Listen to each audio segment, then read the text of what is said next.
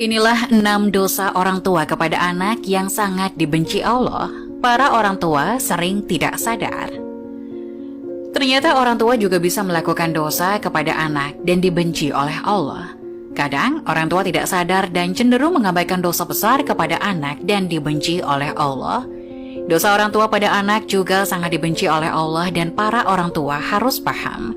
Agar tidak sering melakukan dosa kepada anak, dosa besar orang tua kepada anak itu sangat dibenci oleh Allah dan sering dianggap sepele oleh para orang tua.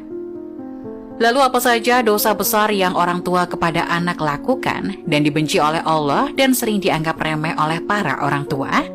Dijelaskan ada 6 dosa besar orang tua kepada anaknya yang sangat dibenci Allah dan jarang disadari orang tua. 1. Kasar pada anak. Dosa besar orang tua kepada anak yang sangat dibenci Allah yang pertama, bersikap kasar terhadap anak. Para orang tua jangan sampai memaki anak dengan sebutan buruk dan tidak sesuai dengan namanya. Hendaknya para orang tua menasihati anak dengan lemah lembut dan penuh kasih sayang. Rasulullah Shallallahu Alaihi Wasallam bersabda, "Sesungguhnya kalian akan dipanggil pada hari kiamat dengan nama-nama kalian dan nama ayah kalian. Maka perbaikilah nama kalian." Hadis riwayat Abu Daud nomor 4297. 2. Pilih kasih terhadap anak. Sikap pilih kasih yang dilakukan orang tua kepada anak termasuk dosa besar yang sangat dibenci Allah. Para orang tua jangan sampai bersikap baik hanya kepada salah satu anak saja, sedangkan anak lainnya terabaikan.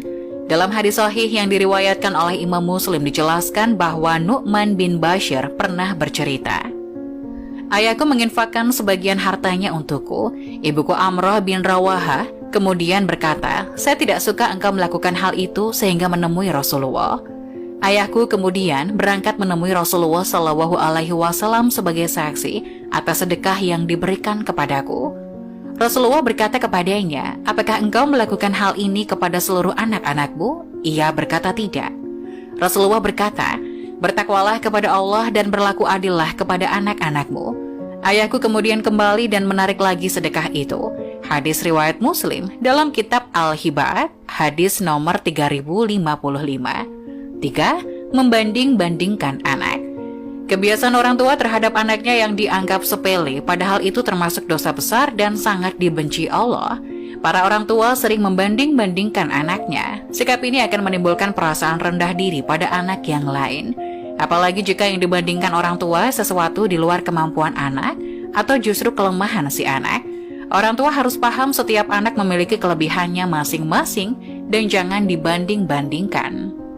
4. Mengekang kebebasan anak. Jangan sampai para orang tua mengekang kebebasan anak, karena itu merupakan dosa yang sangat dibenci Allah.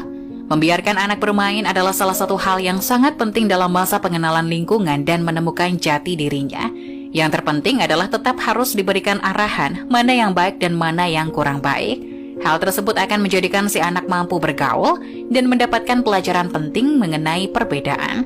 Hindari kekhawatiran yang berlebihan terhadap anak dan harus menjaga keterbukaan anak terhadap orang tua. Hal ini penting ketika anak ada masalah, bisa menyelesaikannya bersama orang tua. 5. Berkata buruk pada anak. Orang tua harus paham setiap ucapan yang keluar dari mulut bisa menjadi doa bagi anak. Hal ini sering tidak disadari oleh para orang tua, di mana sering berkata buruk kepada anak ketika sang anak tidak patuh.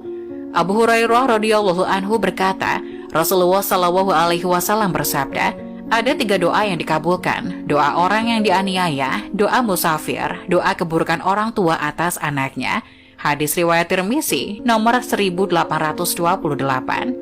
Untuk itu pada saat menasihati anak akan lebih baik jika memberikan perumpamaan dan saran, lalu kembalikan kepada si anak supaya menentukan pilihan. 6. Tidak memberikan pendidikan kepada anak. Orang tua memiliki kewajiban untuk mendidik anak, bukan hanya pendidikan di sekolah, tapi juga pendidikan yang menyangkut segala aspek kehidupan. Misalnya saja pendidikan adab, etika, atau moral pendidikan agama dan pendidikan lainnya yang bermanfaat bagi anak. Jika orang tua mengabaikan pendidikan kepada anak, maka bisa dikatakan anak tersebut layaknya anak yatim, padahal masih mempunyai kedua orang tua. Bekal pendidikan penting diberikan kepada anak untuk bekal di masa depan, baik dunia maupun akhirat. Rasulullah Shallallahu Alaihi Wasallam bersabda,